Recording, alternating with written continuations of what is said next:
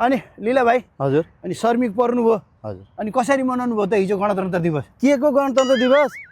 12 घन्टा ड्युटी नगरी हुँदैन यहाँ।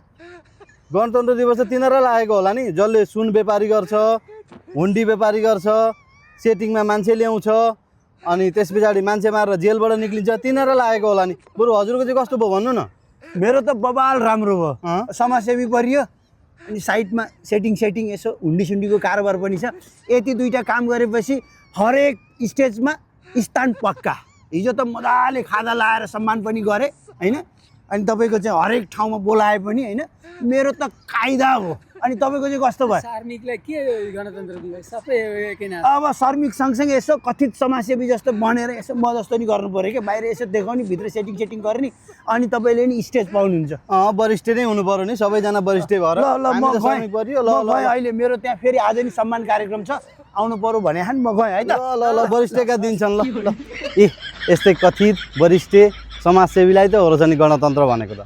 हामीलाई त तिमीलाई 12 घन्टा ड्युटी नगरी हुँदैन।